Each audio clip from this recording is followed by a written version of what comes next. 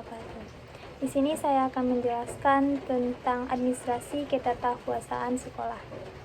Nah, administrasi ketatausahaan ini merupakan kegiatan administrasi pendidikan di sekolah yang berkaitan dengan pengolahan data pencatatan, pengumpulan, penyimpanan, surat menyurat, serta pelaporan data di sekolah. Ketatausahaan ini menjadi sangat penting karena data ketatausahaan dapat membantu dan memudahkan segala usaha di sekolah, khususnya dalam surat menyurat, arsipan, pengumpulan data, penyimpanan, maupun pelaporan data yang berada di sekolah tersebut. Nah, di mana kegiatan yang mendasari administrasi ketatausahaan ini adalah mengurus segala bentuk administrasi yang ada di sekolah dan membantu kepala sekolah, guru, ataupun siswa dalam urusan yang berkesulitan dengan administrasi. Yang dimana pengertian tata sendiri yaitu peraturan yang harus ditaati, dan usaha berarti adalah energi atau tenaga yang dikeluarkan untuk tercapainya suatu maksud atau tujuan. Yang menjadi bukti arti dari kata-kata tata usaha tersebut adalah kegiatan administrasi atau pendidikan yang mengelola pencatatan, pengumpulan data, maupun penyimpanan data yang dokumen yang diperlukan dalam membantu pemimpinan di sekolah tersebut. Yang dimana administrasi tata usaha ini itu segenap proses kegiatan yang pengolahan surat menyurat yang diambil dari penyimpunan atau penerimaan mencatat atau mengelola, mengadakan, serta menerima atau menyimpan penyimpanan sebuah bahan keterangan yang diperlukan oleh sebuah organisasi. Yang dimana menurut Dereng Skill, administrasi ketatausahaan ini adalah segenap rangkaian aktivitas penghimpunan, pencatatan, mengolah ataupun menganda yang mengirimkan data maupun menyimpan keterangan-keterangan yang diperlukan dalam setiap organisasi tersebut. Yang dimana pola pembuatan dan kegiatan ketatausahaan ini meliputi adanya beberapa prinsip. Yang pertama itu menghimpun segala keterangan yang diperlukan. Nah, yang kedua itu adanya mencatat berbagai kegiatan baik dalam bentuk tulisan ataupun dalam audio visual secara manual maupun elektronik sehingga dapat dibaca, dikirim, dan dibaca kembali. Yang ketiga yaitu adanya mengolah berbagai keterangan-keterangan yang telah dihimpun untuk dapat disajikan sebagai informasi. Yang dimana mengadakan yaitu kegiatan memperbanyak dengan berbagai cara atau alat sebanyak jumlah yang diperlukan. Selanjutnya itu adanya mengirim. Yang maksud di sini yaitu mengirim yaitu kegiatan atau menyampaikan dengan berbagai cara atau alat dari pihak pertama ke pihak lainnya. Yang selanjutnya itu atau menyimpan suatu kegiatan atau menaruh dengan berbagai cara dalam alat di tempat tertentu atau yang sama. Adapun proses administrasi tata usaha ini, yang pertama itu proses pengolahan surat. Proses pengolahan surat ini adapun beberapa tahap. Yang pertama itu jenis surat. Jenis surat ini bedakan menjadi 14 jenis surat. Yang pertama itu jenis surat dinas, nota dinas, memo, surat pengantar, surat kawat, surat keputusan, surat edaran, surat undangan, serta surat tugas, surat kuasa, surat pengumuman, serta surat pernyataan atau surat keterangan berita acara. Yang kedua itu adanya sifat atau derajat surat, yang dimana surat yang sangat rahasia ini yang berupa surat rahasia, surat terbatas, surat biasa. Derajat surat dikelompokkan atas 3 jenis. Yang pertama itu kilat, segara, atau biasa. Yang prinsip selanjutnya itu adanya pencantuman alamat surat, yang dimana alamat surat ini dicantumkan pada sampul atau kepala surat. Yang keempat itu kode surat. Kode surat itu adanya kode jabatan, kode unit, serta kode perihal. Yang kelima itu pemakaian singkatan, yang dimana pemakaian singkatan ini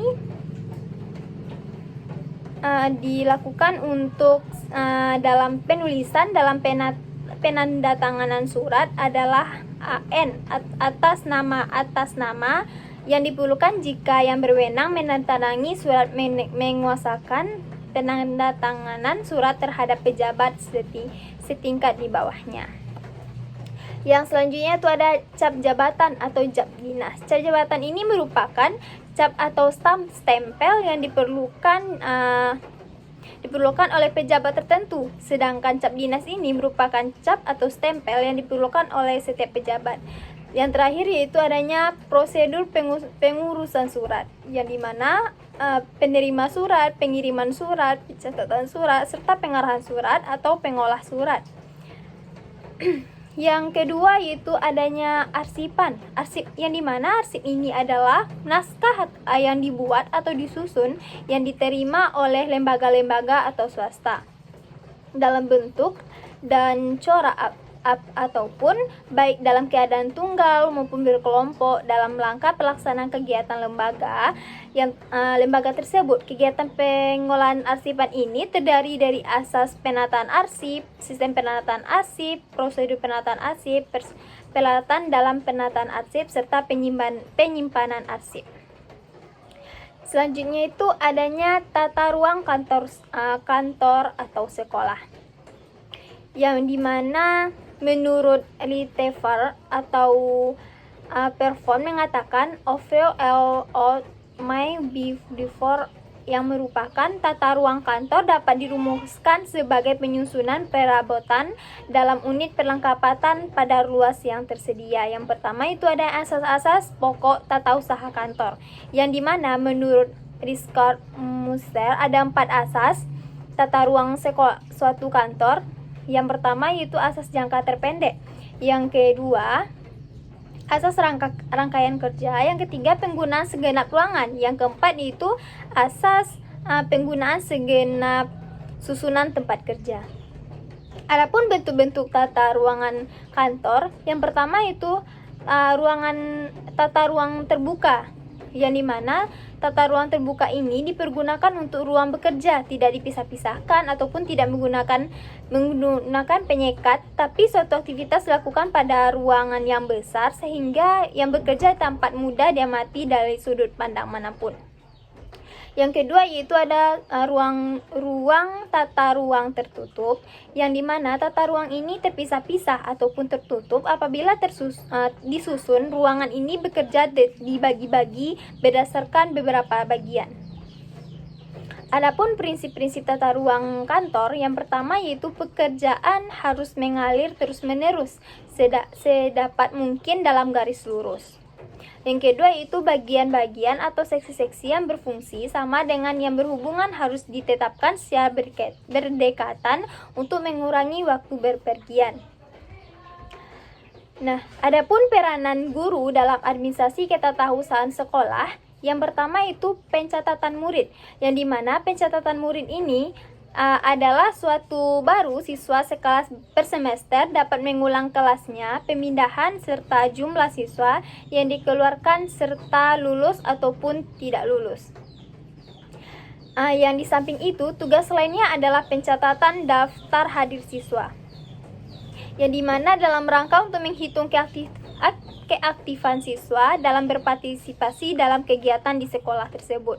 Dan yang terpenting adalah data tentang prestasi yang dilakukan oleh siswa di sekolah. Semua hasil pencatatan ini diperlukan sekali sebagai bahan laporan yang nyata kepada atasannya. Oleh karena itu, tidak boleh hilang ataupun rusak. Dokumentasi ini harus dilaporkan sebagai bahan laporan untuk orang tua siswa juga.